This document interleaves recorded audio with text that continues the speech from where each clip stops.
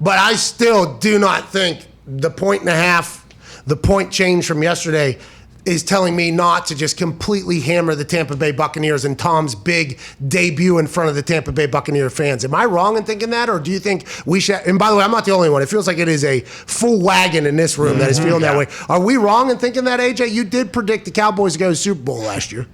I don't think you're wrong in predicting it, because I think there's so much up in the air for the Dallas Cowboys. Like, how is that going to look? How is the O-line going to be? Like, I don't know. What is the defense going to be improved with Dan Quinn there? So, but 8.5, like, you don't see lines this big, do you, very often? Yeah, it's the biggest of the weekend by far, and it'll probably be the biggest for the first couple of weeks. And what I just said was probably complete bullshit, because I did not look at the schedule for week 2. No, but you're right. But it's probably for week 1. You're right. 8.5 is very large. I mean, 8.5 is a very large spread, but I think it's because even if their defense was a known good defense, okay, that offense is going to score. Like, they are going to go. And without Zach Martin, which Zeke and Jerry have come on and said, our best player, hey, that's our best fucking guy. Not just offensive lineman, that's our best guy. I think that's a big deal. Just like I thought it was a big deal when Yonda left Baltimore, and it turned out to be like, if you have a staple offensive lineman. Now, Leo Collins and Tyron Smith are back, and they didn't play. And I understand that's awesome, but I think that's a much bigger deal than anybody. Right in the middle of the pocket with that coming back, no clue what to do. I just feel like there's no line that they can get to that I'm gonna be like, nah, I'm not hammering the Bucs. Gronkowski, Chris Godwin, Mike Evans, Antonio Brown, Leonard Fournette, Ronald Jones, O.J. Howard, Cam Brate. Giovanni Bernard. They somehow got Scotty him. Miller. And by the way, Tom fucking Brady. Yeah. And then on the defensive side, Ndamukong Suh, Vita Vea, Jason Pierre-Paul, an entire secondary that was young is now older and has won a Super Bowl. With Todd Bowles just getting an extension and another year in that system, it just feels like, and then Devin White. I mean, David. It just feels like, Levant, it feels like that they can make that thing fucking 12, 13, and I would not even. Nope. I honestly believe it's going to be a blowout, but it's the NFL, and that never happens. So I feel like we're going to sound stupid on Friday whenever we're reacting to the Thursday game, but just nothing in me says Tampa's not going to just absolutely dominate here. Probably, by the way, not just Cowboys. That could have been a lot of teams put in that place. It just so happens to be the Cowboys. You know, AJ?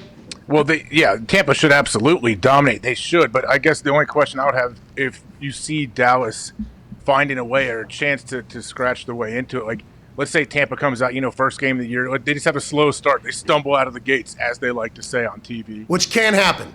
Yes, and that has does happened. happen. Maybe an early turnover is bad, maybe bad special teams, turnover, something like that happens. Is Dallas good enough to capitalize on that? Because the Bucs eventually are going to turn it around. Like, they may play bad for 2.5 quarters. They can turn on the juice and put 21 on the board quick. Dallas is a blockbuster as well. I mean, they are star-studded on the offensive side. Zeke looks like he's in the best shape he's ever looked. Zeke's a hell of a ball player. They got Amari Cooper out there. CeeDee Lamb is running routes. I mean, Dak Prescott is an absolute stud. Mike McCarthy has had a lot of success in the past with his offenses and adapting and everything like that. So I don't think that we should be viewing this as we don't think the Cowboys can be good. I just think with the way Tom Brady is, who's a naturally emotional player, he is. You saw him, we're watching the highlight of the Super Bowl here where it wasn't ever close. Nope. No. I think in the moment we were while we're watching the Super Bowl, like, it feels like maybe Kansas City can get back in this strictly because we wanted to live bet, I think, Kansas City and maybe take some money because it was the last football game of the year. But that game score-wise was never close. You'll look down at the score of that game, I'm going to do a call, I'll come back, and the lead has spread even more. And I remember watching that Super Bowl thinking that maybe the Chiefs would get back into it because there's a couple plays, I think, where the drop passes, maybe it was touchdown, but the score was nowhere near close. And they said they were only going to get better. Tom Brady's in Tyrann Mathieu' face at certain different times in the middle of that game, and who knows what he said. They had their moment. They're past it now. I think everybody appreciates Tyrann Mathieu and Tom for that exact reason, by the way. So they're past it. But his first time in front of Tampa, I think that also means something. And I think him saying on that stream, I would give up 2 Super Bowls to have that undefeated season back. I just think there's so much reasoning behind, I believe, that they're not going to stumble out of the gates, even though it seems like some team does every year. And we're like, well, what's going on with this team? And the Patriots and Tom have done that in the past. So I guess that's why I was gambling, baby. But I'm fucking shillelaghing the shit out of the goddamn Bucs tomorrow, no matter what it is. Yeah, absolutely. And, I mean, obviously, Dak is a stud, but there's got to be something with this being his first game back, right? Yes. Like, don't you think? I mean, with how horrific that injury was, like, it's going to take him a couple weeks he sat to be out a lot in training camp. Right. So, but I guess the same pitch, though, if I was as passionate about the Cowboys as I am about the Bucs, would say Dak coming back. Like, I guess that could also be a positive. Chip on his shoulder, like he wants to prove everybody that he deserves that contract, that he is, he is the guy. So yeah, you could say he's more motivated than ever. Yeah, so I guess there's a good pitch there. And Jerry Jones said this is Dave versus Goliath, though. So whenever I hear Jerry Jones, who is always selling his team being great, even when they are obviously not going, yeah, man, it's going to be a problem. Yeah. I think that is... There's a buzzsaw happening in Tampa. Yeah. Cowboys' offense is great. Like, I think they have weapons all over the place. I think it's going to be great. Their defense, though, was potentially the worst in the NFL last year. And they bring in Dan Quinn, but Tom's seen Dan Quinn's cover 3 a lot throughout the years. Yeah, I think he knows exactly who is potentially going to be open. And by the way, it might be our 5th option. Who's that? Scotty fucking Miller. Yeah.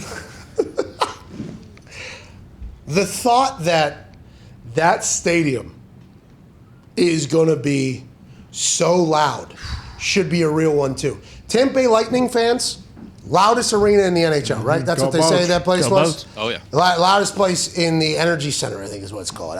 Who the fuck knows? I was there. It was beautiful. But they said it was a very... Amelie. Who? Is it Amelie? Amelie Arena? Maybe, yeah. Shout out to Amelie, by the way. Shout out Amelie. Is it the Amelie Center? Or who knows? One place was a center. No, let's get to the bottom of this. Come on. Well, I was cutting one of those promos, and I called the place the wrong name. So, I mean, you lose everybody. It's the Amelie. Okay, it's the Amelie? Whatever the case.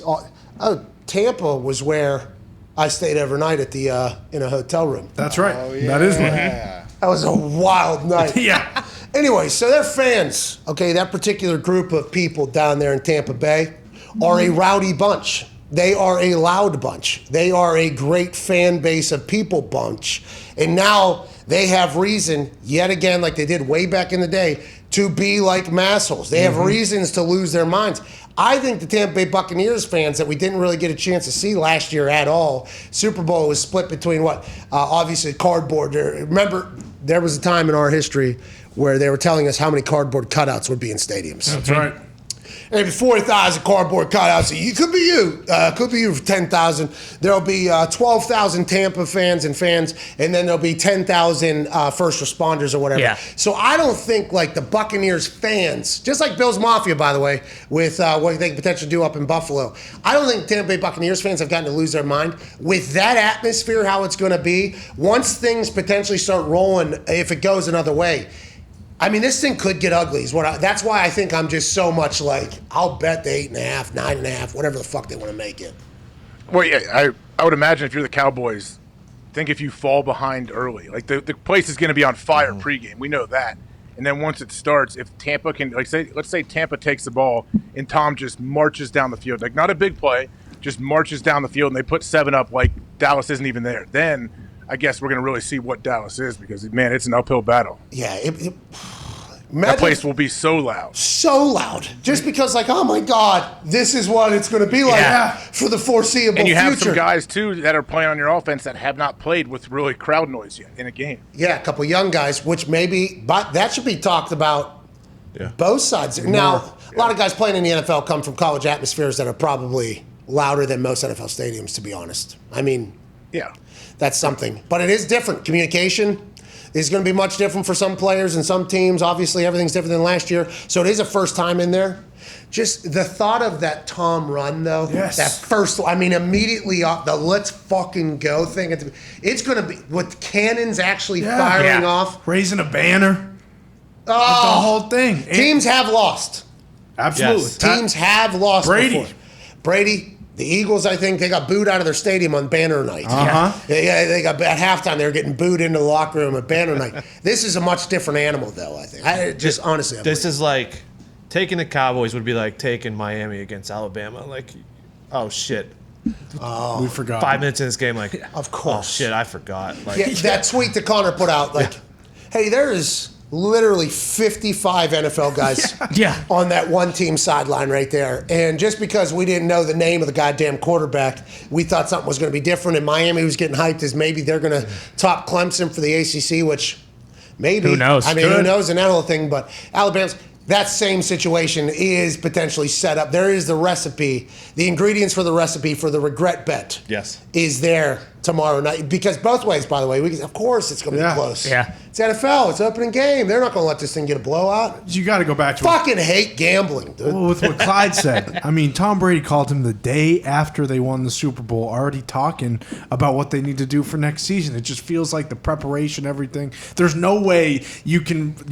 warrant betting on Dallas plus 8.5. Unless you're a Dallas. Unless you're Cowboys. Right. Unless you're a diehard. But does it feel too good, though? Does it feel like they have too much going for them? Sometimes You're almost nervous for them because it's set up like, of course, they're going to cakewalk everybody. Yes, by the way. That is one, just the fact that we are, everybody. It makes me nervous. Yes. It makes me nervous for them when I hear, everything laid out. Like, what are you of course we're winning it all this year. I'm like, all right, got a long season, bud. But we have to acknowledge that there are times when the entire wagon is going in the same direction and it wins and nobody even talks about it because it was an obvious win. The only time it ever gets talked about is whenever the entire wagon is on something and then it loses. It's always the classic, you see it with the sports predictions, the pundit pre-show where everybody does that. That gets in there. You only really hear about it whenever it loses. And we are setting ourselves up to be run back on a Dallas Cowboys video about how everybody thought we were going to lose. It's going to come to us like, you are irresponsible with your cash if you bet on the fucking Dallas Cowboys to win this game. They will actually piece that part right there and put it in there. But it's real. I don't know how we don't do it.